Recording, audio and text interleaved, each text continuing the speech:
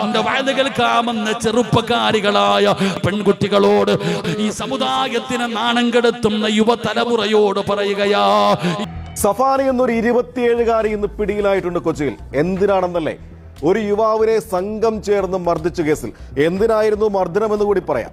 ലൈംഗിക ബന്ധത്തിന് ആ യുവാവ് വിസമ്മതിച്ചതിന്റെ പേരിലായിരുന്നു ഭിന്നശേഷിക്കാരൻ കൂടി ആ യുവാവിനെ മർദ്ദിച്ചത്. വടക്കൻ പറവൂർ കുത്തിയത്തോട് ചാലക്കക്കടവിൽ വീട്ടിൽ ഷുക്കൂർ മകൾ 27-കാരി ഷഫാന ഷുക്കൂർ. എന്റെ വാഴ്ച കേൾക്കാമെന്ന ചെറുപ്പക്കാരികളായ പെൺകുട്ടികളോട്, ഈ സമുദായത്തിന് നാണം കെടുത്തുന്ന യുവതലമുറയോട് പറയുകയാ, നിങ്ങളോട് തലമറയ്ക്കാനൊന്നും ഞാൻ പറയുന്നില്ല.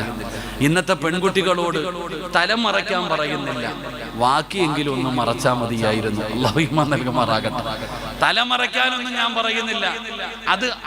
കാരണം എന്തേ അങ്ങനെ പറഞ്ഞിട്ട് കേൾക്കണില്ല. നേരത്തെ പണ്ട് ഉസ്താദന്മാര് തലമറയ്ക്കാനാ പറയണേ. ഇപ്പൊ പറയുന്നത് തലമറയ്ക്കാനുള്ള ബാക്കിയുള്ളതെങ്കിലും ഒന്ന് മറയ്ക്കും മക്കളെ. അള്ളാനെ ഭയന്ന് ജീവിക്കണം മക്കളെ. ലജ്ജ വേണം. നീയേ ഇങ്ങനെ ആയിപ്പോയി, നാട്ടുകാരെ കൂടെ നരകത്തിൽ കൊണ്ടുപോകരുത്. അള്ളാഹു കാത്തിരക്ഷിക്കുമാറാകട്ടെ. എന്റെ പ്രിയപ്പെട്ടവരോട് പറയുകയാണ്, ജീവിതം ആസ്വദിക്കാനുള്ളതാണ്, അടിച്ചു പൊളിക്കാനുള്ളതാണ് എന്ന് പറഞ്ഞുകൊണ്ട് നടക്കുന്ന യുവത്വമേ, ആരാടാ പറഞ്ഞത് ജീവിതം ആസ്വദിക്കാനുള്ളതാണെന്ന്? ഈ ജീവിതം സുഖിക്കാനുള്ളതാണെന്ന് ആരാ നിന്നോട് പറഞ്ഞു തന്നത്? അല്ലാഹുവേ, പള്ളിയിൽ നിന്ന് അതാ നിങ്ങളുടെ വീട്ടിലേക്ക് ഒരു വാഹനം കടന്നു വരുമല്ലോ, മയ്യത്ത് കെട്ടിലെന്ന് പറയുന്ന വാഹനം വീട്ടിലേക്ക് വരുമ്പോൾ അതിനകത്ത് കയറിപ്പോകാൻ ഒരുങ്ങി നിൽക്കുന്ന യാത്രക്കാരാണ് നമ്മള്. ആ ഓർമ്മ വേണം ചെറുപ്പക്കാരാ. യഥാർത്ഥ ജീവിതം മരണത്തിന് ശേഷമുള്ള ജീവിതമാണ്. അതാണ് യഥാർത്ഥ ജീവിതം. 3 കഷ്ടം വെള്ളത്തുള്ളിയിൽ പൊതിഞ്ഞിട്ട് നിന്നെ കൊണ്ടുവരുന്ന ഒരു ദിവസമുണ്ടല്ലോ. മൂക്കിന്റെ ദ്വാരം പഞ്ഞി കൊണ്ടടയ്ക്കുന്നേ, കാണേണ്ടവർ കണ്ടോ ഇതാ പൊതിയുന്നേ, മയ്യത്തു കട്ടിൽ തോളിലേക്കുയരുന്നേ, പുരയ്ക്കുള്ളിലപ്പോൾ രോദനം ഉയരുന്നേ, അരുമക്കിടാങ്ങൾ വാപ്പയെ വിളിക്കുന്നേ, അതിനുത്തരം നൽകാതെ നീ കിടക്കുന്നേ. അല്ലാഹുവേ, എന്റെ പ്രിയപ്പെട്ട സഹോദരാ, നെല്ലിക്കുന്ന പള്ളിയുടെ മുമ്പിലേക്ക് 3 കഷ്ടം വെള്ളത്തുടിയിൽ പൊതിഞ്ഞിട്ട് നിന്റെ ജനാസ കൊണ്ടുവന്ന് ഈ പള്ളിയുടെ മുമ്പിൽ വെക്കുമ്പോ ആരും പറയാറില്ല, ബാങ്ക് വിളിച്ചില്ല, ഇഖാമത്ത് കൊടുത്തില്ല, നേരത്തെ വിളിച്ചു വച്ചിരിക്കുകയോ, വിളിച്ചു വച്ചിരിക്കുകയാ. മരിച്ചാ കുളിപ്പിക്കണം, പൊതിയണം, കബറ് കുടിക്കണം, കൊണ്ടുവന്ന് നിസ്കരിച്ചിട്ട് കബറടക്കണം ചെറുപ്പക്കാരാ. അതുകൊണ്ട് എന്റെ പ്രിയപ്പെട്ടവരോട് പറയുകയാണ്, മക്കളെ, എല്ലാത്തിനും ഒരു പരിധിയുണ്ട്, എല്ലാത്തിനും ഒരു പരിധിയുണ്ട്. മഹാനളെ, തെറ്റു ചെയ്യാൻ അവസരം കിട്ടുമ്പോ കിട്ടിയ അവസരം ഉപയോഗപ്പെടുത്തലല്ല, കിട്ടിയ അവസരം പാഴാക്കണം ചെറുപ്പക്കാരാ. തെറ്റു ചെയ്യാൻ അവസരം കിട്ടുമ്പോ ഒഴിവാക്കടാ മോനെ. അല്ലാഹുവിനെ ഭയന്നുകൊണ്ട് ഒഴിവാക്ക്. പടച്ചവനെ, സുലൈഖ എന്ന് പറയുന്ന ഈജിപ്തിലെ രാജകുമാരി, യൂസുഫ് എന്ന് പറയുന്ന സുന്ദരനായ ഒരു ചെറുപ്പക്കാരന് മണിയറയുടെ കൊട്ടാരത്തിന്റെ അകത്ത് വിളിച്ചു കയറ്റി. ആരെയാ? യൂസുഫ് എന്ന് പറയുന്ന ചെറുപ്പക്കാരന് പ്രവാചകനല്ല, യൂസുഫ് എന്ന് പറയുന്ന ചെറുപ്പക്കാരന് സുലൈഖ എന്ന് പറയുന്ന രാജകുമാരി കൊട്ടാരത്തിന്റെ മണിയറയ്ക്കകത്ത് വിളിച്ചു കയറ്റിയിട്ട് ഒരുങ്ങിയിരിക്കുന്ന സുലൈഖ, രാജകുമാരിയായ സുന്ദരിയായ ഏത് മനുഷ്യനും കണ്ടാ കൊതിച്ചു പോകുന്ന സുലൈഖ യൂസുഫ് എന്ന് പറയുന്ന ചെറുപ്പക്കാരനോട് പറഞ്ഞു, യൂസുഫേ, കൊട്ടാരത്തിന്റെ മണിയറയാ യൂസുഫേ, ഒരാളും അറിയില്ലടാ, ഒരാളും കാണില്ലടാ, എനിക്ക് നിന്നോട് വല്ലാത്ത മോഹമാടാ യൂസുഫേ, എന്റെ ആഗ്രഹമൊന്ന് സാധിപ്പിച്ചു തരുമോ? ഫോണിലൂടെയല്ല, മെസ്സേജിലൂടെയല്ല, അപ്പുറത്തും ഇപ്പുറത്തും നിന്നിട്ടല്ല, അല്ലാഹുവേ, ബെഡ്റൂമിന്റെ അകത്ത് വിളിച്ചു കയറ്റിയിട്ട് സുലൈഖ പറയുന്നു, ആരും കാണില്ല, ആരും അറിയില്ല, എന്റെ മോഹമൊന്ന് സാധിപ്പിച്ചു തരുമോ യൂസുഫേ? യൂസുഫിന്റെ മറുപടി കാല മഅദല്ലാ സുലൈഖ, അല്ല കാണുന്ന സുലൈഖ, അല്ല അറിയും സുലൈഖ, അല്ലാഹു ഹാദിരി, അല്ലാഹു നാദിരി, അല്ലാഹു സാഹിദി, അല്ലാഹു മഈർ. ചെറുപ്പക്കാരോട് പറയുകയാ, ഈ ദിക്ർ പഠിച്ചു വെക്കണേ മക്കള്, ഈ ദിക്ർ പഠിച്ചു വെക്കണേ മക്കള്. ആരും കാണാതെ ചെയ്യുമ്പോഴും തെറ്റു ചെയ്യാൻ അവസരം കിട്ടുമ്പോ നീ ഓർക്കണ്ട ഒരു ദിക്റാ, അല്ലാഹു ഹാദിരി, അല്ലാഹു ഹാദിറാ മോനെ, അല്ലാഹു നാദിരി, അല്ലാഹു കാണുന്നുണ്ട് മോനെ, അല്ലാഹു ഷാഹിദി, അല്ലാഹു സാക്ഷിയാ മോനെ. അതുകൊണ്ട് എന്റെ പ്രിയപ്പെട്ടവരോട് പറയുകയാ, പാപം ചെയ്യാൻ അവസരം കിട്ടുമ്പോ പിന്മാറുന്നവന്റെ പ്രതിഫലം എന്തെന്നറിയോ? വലിമൻ ഖാഫ മഖാമ റബ്ബിഹി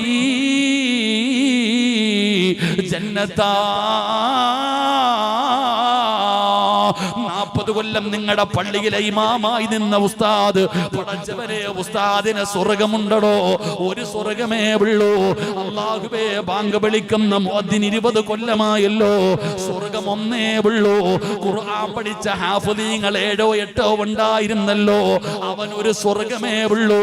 അല്ലാഹുവേ, നിസ്കരിക്കുന്നവൻ ഒരു സ്വർഗം, നോമ്പ് പിടിക്കുന്നവൻ ഒരു സ്വർഗം, ഹജ്ജ് ചെയ്തവൻ ഒരു സ്വർഗം, പള്ളി കെട്ടിക്കൊടുത്തവൻ ഒരു സ്വർഗം, ഏത് നന്മ ചെയ്യുന്നവനും ഒരേ ഒരു സ്വർഗമേ ഉള്ളൂ. എന്നാ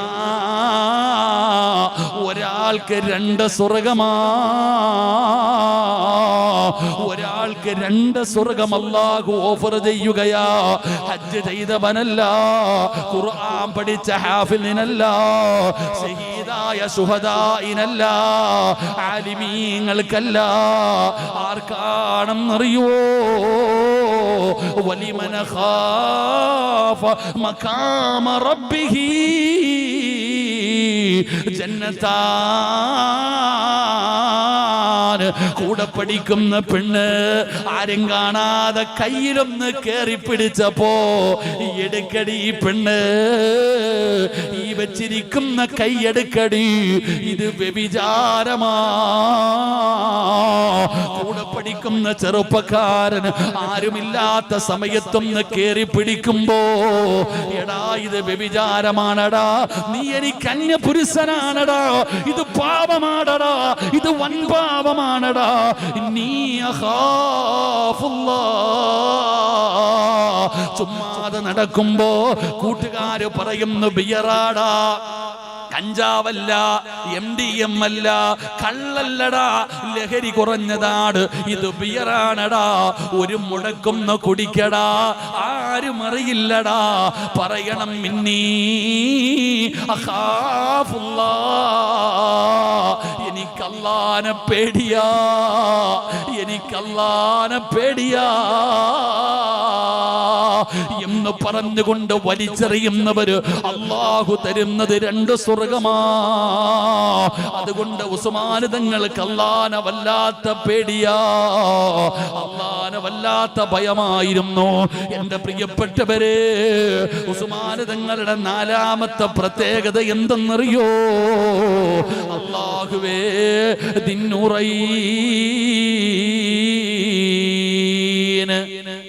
തങ്ങളുടെ 4ാമത്തെ പ്രത്യേകത. നിർത്താറായോ? നിങ്ങൾ പറഞ്ഞാൽ ഞാൻ നിർത്തും, എനിക്ക് വേറെ ആവശ്യമൊന്നുമില്ല. എനിക്ക് നാളെ കുടകിൽ, നാളെ രാത്രി ഇനി വയലുള്ളൂ. നിങ്ങൾ എന്താ വേണ്ടത്? നിർത്തണമെന്ന് പറഞ്ഞാൽ ഞാൻ നിർത്തും. അല്ലാഹു ഈമാൻ തരുമാറാകട്ടെ, അല്ലാഹു ഈമാൻ തരുമാറാകട്ടെ. പറയണോ നിർത്തണോ? കൈവക്ക്. ഭൂരിഭാഗം പേരും കൈവക്കുവാണെങ്കിൽ പറയാം. അൽഹംദുലില്ലാ, കുഴപ്പമില്ല. വിശക്കുന്നവന് വല്ലതും കൊടുത്താലേ വയറ് നിറയത്തുള്ളൂ. മട്ടൻ മന്തി തിന്നിട്ടിരിക്കുന്നവന് എന്ത് കൊടുത്തിട്ടും കാര്യമില്ല, അവൻ ഇത്തിരി ചെറുചെറു മാത്രം കൊടുത്താൽ മതി. അല്ലാഹു ഈമാൻ തരുമാറാകട്ടെ.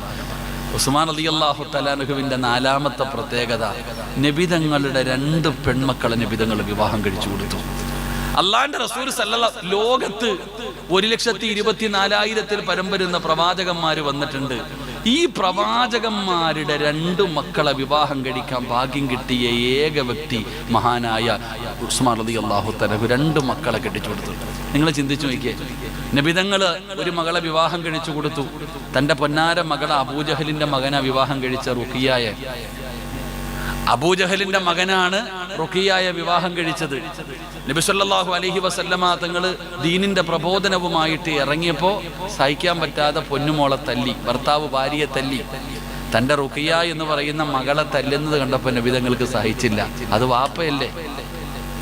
വാപ്പയല്ലേ സ്വന്തം മക്കളെ തല്ലിയാ സഹിക്കുവോ? നബി സല്ലല്ലാഹു അലൈഹി വസല്ലമ തങ്ങൾക്ക് സഹിച്ചില്ല തന്റെ റുഖിയായെ തല്ലുന്നത് കണ്ടപ്പോൾ. എന്തിന്റെ പേരിൽ? വാപ്പ മുസ്ലിം ആയതിന്റെ പേരിൽ, പ്രബോധനം നടത്തുന്നതിന്റെ പേരിൽ. അള്ളാഹുവിന്റെ റസൂൽ സല്ലല്ലാഹു അലൈഹി വസല്ലമ തങ്ങള് ഇന്നത്തെ ദിവസത്തിന്റെ പ്രത്യേകത, നബിതങ്ങൾ ഇസ്റാ മിഅ്റാജ് നടത്തി. അബൂബക്കർ സിദ്ദീഖ് തങ്ങളുടെ അടുത്ത് വന്നിട്ട് സഹാബത്ത് പറഞ്ഞു, നബിതങ്ങൾ ഇസ്റാ മിഅ്റാജ് നടത്തി എന്ന് പറയുന്നു. ഇന്നലെ രാത്രി ഇശാ കഴിഞ്ഞ് നേരെ ബൈത്തുൽ മുഖദ്ദസിൽ പോയി 7 ആകാശവും കടന്ന് അള്ളാന്റെ അടുത്ത് പോയിട്ട് തിരിച്ചു വന്നു എന്ന് പറഞ്ഞപ്പോ അബൂബക്കർ തങ്ങൾ പറഞ്ഞ മറുപടി, മുഹമ്മദ് നബി പറഞ്ഞിട്ടുണ്ടെങ്കിൽ ഞാനും അത് വിശ്വസിച്ചിരിക്കുന്നു, അള്ളാഹു ഈമാൻ തരുമാറാകട്ടെ. എന്നാൽ നമ്മുടെ കൂട്ടത്തിലുള്ള ചിലത് പറയുന്നത് അത് സ്വപ്നം കണ്ടതാണെന്ന. അത് പോട്ടെ, അത് സ്വപ്നം കണ്ടതാണെന്ന. ഉസ്മാൻ അള്ളാഹുവിന്റെ റസൂൽ സല്ലല്ലാഹു അലൈഹി വസല്ലമ തങ്ങള് റുഖിയ എന്ന് പറയുന്ന മകളെ ഉപദ്രവിക്കുന്നത് കണ്ടപ്പോൾ നബിതങ്ങൾക്ക് സഹിച്ചില്ല. അബൂജഹലിന്റെ മകനോട് പറഞ്ഞു, നിന്നെ ഞാൻ സിംഹത്തിനെ ഏൽപ്പിച്ചിരിക്കുക, നീ സൂക്ഷിച്ചോളാൻ. ഒറ്റ വാക്കേ പറഞ്ഞുള്ളൂ, നിന്നെ ഞാനൊരു സിംഹത്തിന്റെ കയ്യിൽ ഏൽപ്പിച്ചിരിക്കുകയാ. അബൂജഹല് പിന്നീട് തന്റെ മകനോട് പറയുമായിരുന്നു, മുഹമ്മദ് പറയുന്നത് മുഴുവനും സത്യവ, നീ ഒറ്റയ്ക്ക് നടക്കരുത്, എപ്പോഴും ആൾക്കാരുടെ കൂടെ നടക്കാവുന്നു. ആ അബൂജഹലിന് വിശ്വാസം ഉണ്ടായിരുന്നതോ? അതാ മനസ്സിലാക്കണ്ടേ. മുഹമ്മദ് നബി പറയുന്നത് സത്യവ, അത് നടക്കുക തന്നെ ചെയ്യും. നബി തങ്ങൾ പറഞ്ഞെന്താ, നിന്നെ ഞാനൊരു സിംഹത്തിനെ ഏൽപ്പിച്ചൊന്നു. അപ്പൊ അവൻ സിംഹം പിടിക്കൂന്നറിയാ. അതുകൊണ്ട് വാപ്പ മകനോട് പറയാ, നീ ഒറ്റയ്ക്ക് നടക്കരുത്, എപ്പോഴും ആളെ കൊണ്ട് നടക്കാവുന്നു. റുഖിയ ബി റളിയല്ലാഹു തആല അൻഹ ഉസ്മാൻ തങ്ങൾ വിവാഹം കഴിച്ചു. ഒരു മകളെ വിവാഹം കഴിച്ചു കൊടുത്തിട്ട് ആ മകള് മരണപ്പെട്ടപ്പോ 2ാമത്തെ മകളെയും വിവാഹം കഴിച്ചു കൊടുത്തു. 2ാമത്തെ മകളും മരണപ്പെട്ടപ്പോ നബിതങ്ങൾ പറയാ, ഇനി ഒരു മകളുകൂടെ ഉണ്ടായിരുന്നെങ്കിൽ നിനക്ക് തന്നെ ഞാൻ വിവാഹം കഴിച്ചു തരുമായിരുന്നു എന്ന് നബിയിന റസൂലുള്ളാഹി. നിങ്ങൾ ശ്രദ്ധിക്കണം, മരുമകൻ എന്നല്ലേ പറയാ. ഈ പെണ്ണിന്റെ വാപ്പയ്ക്ക് എന്താ പറയാ? അമ്മായി പെണ്ണ്, അമ്മോച്ചൻ, ഇതിലാച്ചാട്ടെ.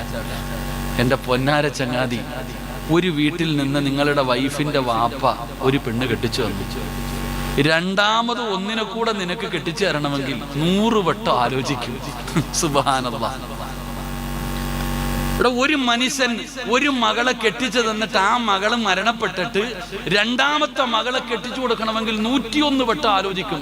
അത്രയും നല്ലവനെ കെട്ടിച്ചു കൊടുക്കൂ. നിങ്ങൾ ആലോചിച്ച് നോക്കിയേ, നമുക്ക് കെട്ടിച്ചു തരുമോ? നമ്മുടെ അമ്മായിപ്പോ 1ാമതേ പെട്ടു, അള്ളാഹു സ്വർഗ്ഗം കൊടുക്കുമാറാകട്ടെ. ആ മനുഷ്യൻ 2ാമതൊന്ന് കെട്ടിച്ചു തരുമോ?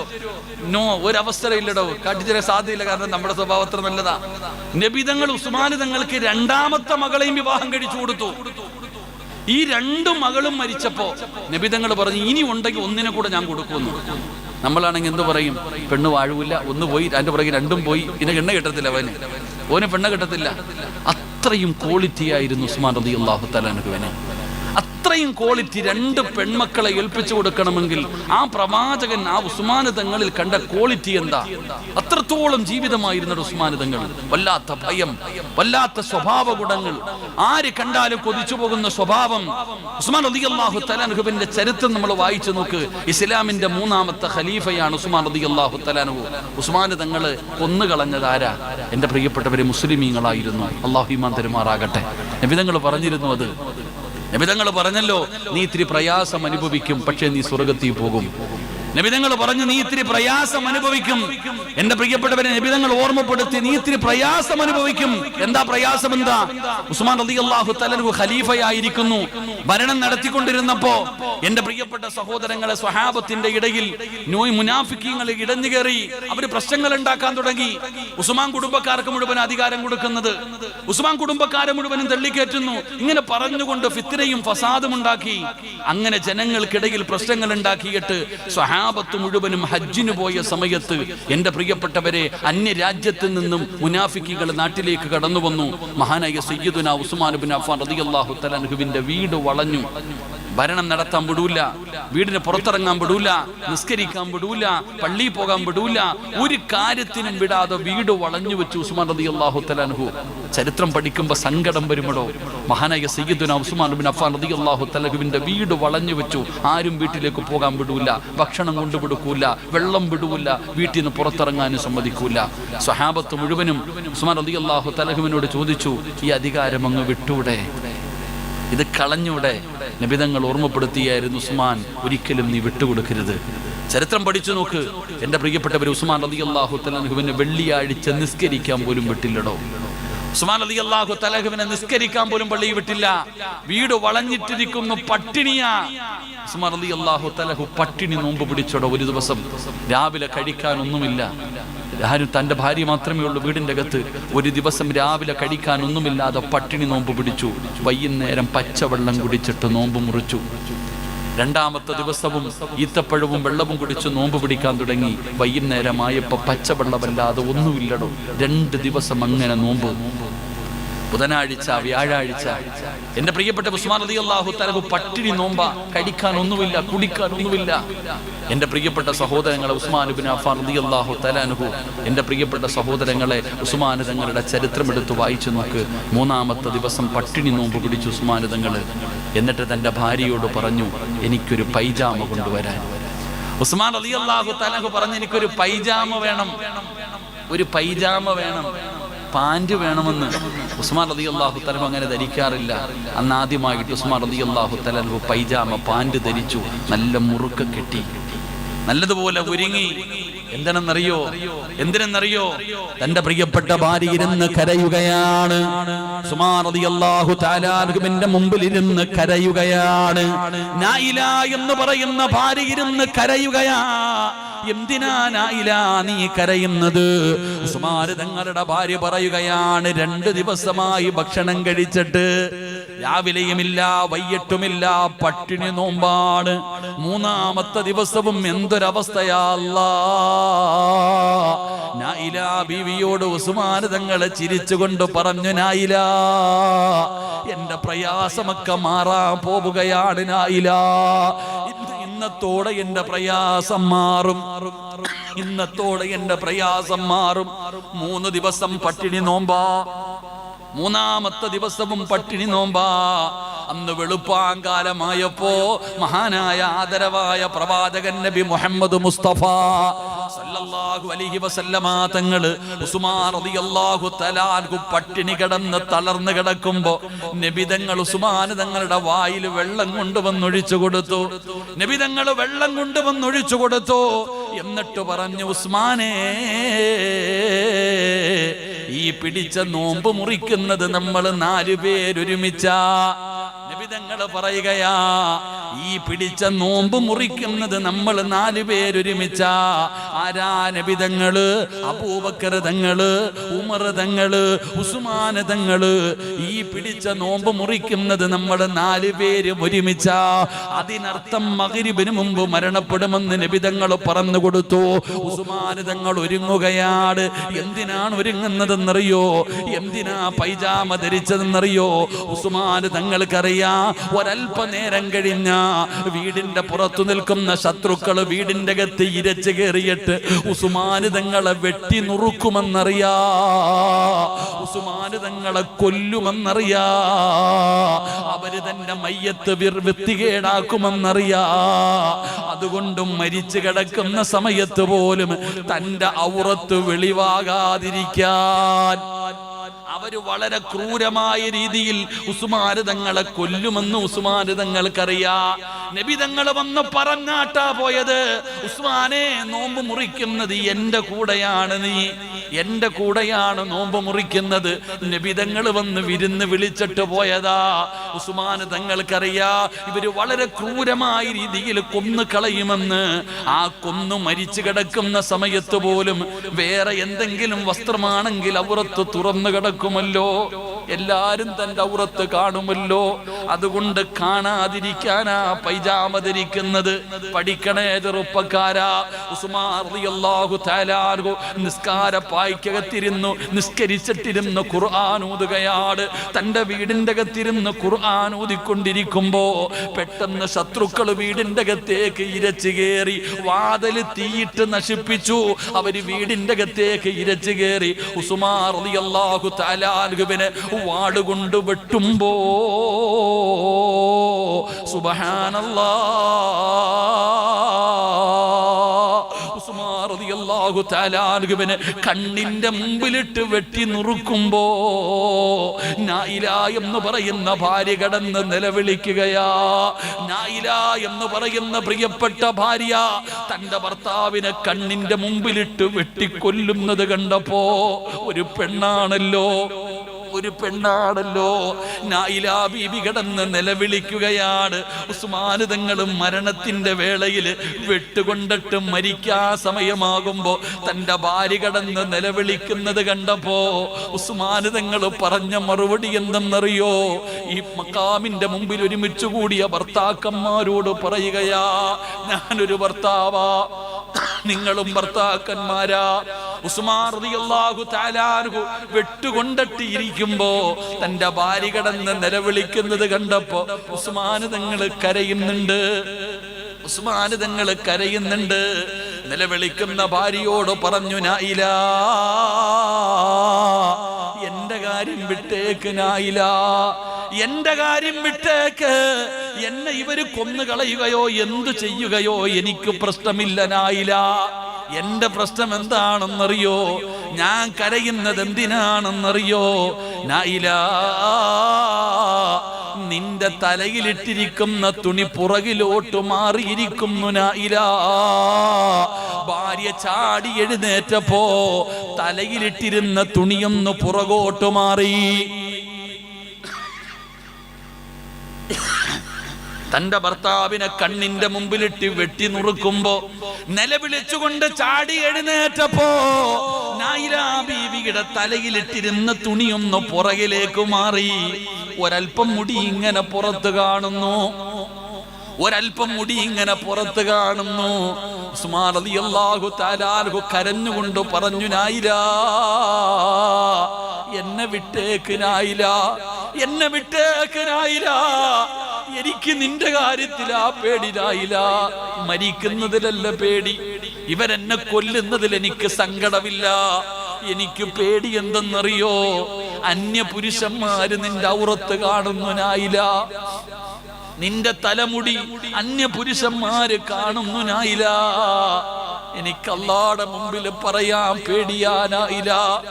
അല്ലാഹുവിന്റെ അടുക്കൽ എനിക്ക് മറുപടി പറയാൻ പേടിയാനായില്ല. അതുകൊണ്ട് തലമറയ്ക്കാനായില്ല. ആ തലേ തുണിയൊന്ന് നേരെ ഇടനായില്ല. എപ്പോഴാ വാപ്പാ വെട്ടുകൊണ്ടിട്ട് മരണത്തോട് മല്ലടിക്കുന്ന സമയത്ത് തന്റെ പ്രിയപ്പെട്ട ഭാര്യയുടെ തലമുടിയൊന്ന് പുറത്ത് കണ്ടപ്പോ അത് ഔറത്താണ് നായില. അല്ലാഹുവിനെ എനിക്ക് പേടിയാനായില്ല. നിന്നെ എന്നെ ഏൽപ്പിച്ചിരിക്കുന്ന അമാനത്താ. ഇത്തഖുല്ലാഹ ഫിന്നിസാ. നബി തങ്ങൾ പറഞ്ഞല്ലോ, അതുകൊണ്ട് എനിക്ക് പടച്ചവൻ എന്നോട് ചോദിക്കുമെന്ന് എനിക്ക് പേടിയാണ്. അതുകൊണ്ട് എന്റെ കാര്യം വിട്ടിട്ട് ആ തലയിലിട്ടിരിക്കുന്ന തുണിയൊന്നു നേരെ ഇടനായില്ല. ഉസ്മാൻ തങ്ങൾ അവിടെ നിന്ന് ഓർമ്മപ്പെടുത്തുകയാ, എന്റെ പ്രിയപ്പെട്ട ചെറുപ്പക്കാരാ, ശത്രുക്കൾ വീടിന്റെ അകത്ത് കയറിയിട്ട് ഉസ്മാൻ തങ്ങളെ വെട്ടുമ്പോ ഖുർആൻ ഓതിക്കൊണ്ടിരിക്കുകയാ മക്കള്, ഖുർആൻ ഓതിക്കൊണ്ടിരിക്കുകയാണ്. തന്റെ രക്തം ഇങ്ങനെ വീഴുകയാ, തന്റെ രക്തം ഇങ്ങനെ വീഴുകയാ. ഉസ്മാൻ തങ്ങൾ ഖുർആൻ തിരയുകയാണ്. ആ വെട്ടുകൊണ്ടിട്ട് മരണത്തോട് മല്ലടിക്കുമ്പോഴും സയ്യിദുനാ ഉസ്മാൻ ഇബ്നു അഫ്ഫാൻ റളിയല്ലാഹു തആല അൻഹു പടച്ചവനെ ഖുർആനിൽ ഇങ്ങനെ നോക്കുകയാണ്. എവിടെയാ അല്ലാഹ് എന്റെ രക്തം വീണത്? എവിടെയാ അല്ലാഹ് എന്നെ വെട്ടുകൊണ്ടിട്ട് എന്റെ രക്തം വീണത് എവിടെയാണ്? ആയത്ത് നോക്കിയടോ. എന്നിട്ട് ഓതുകയാണ്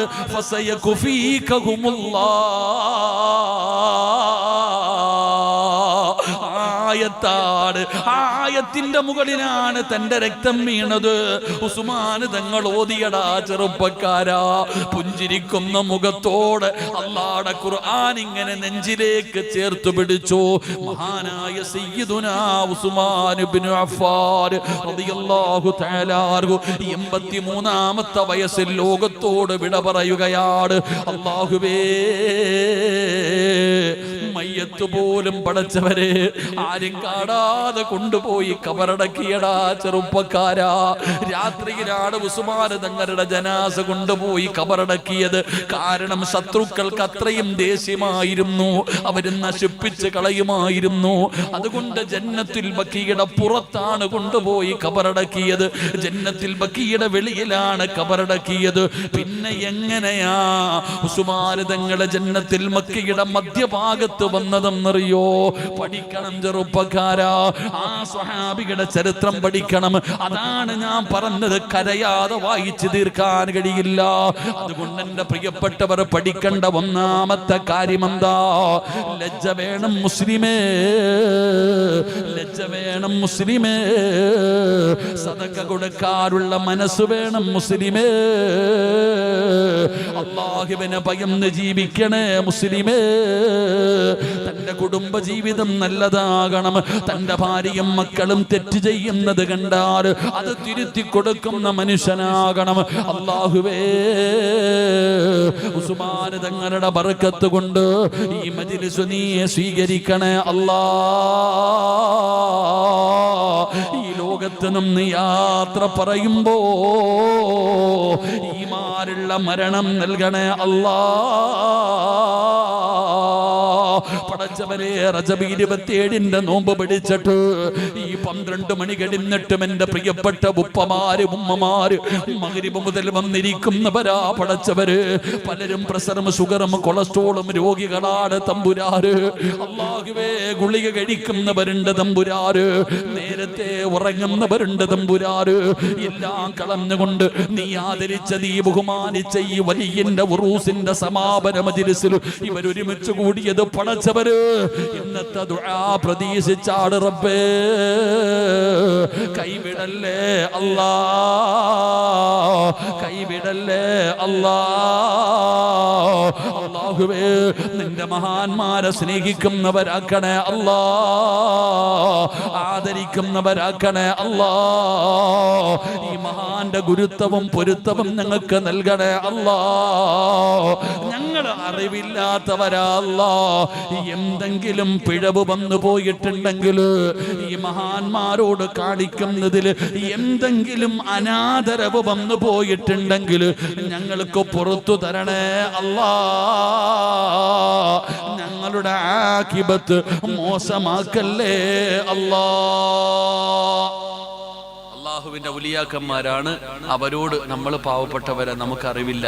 നോട്ടത്തിലോ നടത്തത്തിലോ സംസാരത്തിലോ എന്തെങ്കിലും ഒരു പോരായ്മ വന്നു പോയിട്ടുണ്ടെങ്കിൽ അല്ലാഹുവേ, നീ ഞങ്ങൾക്ക് പുറത്തു തരണേ റഹ്മാൻ.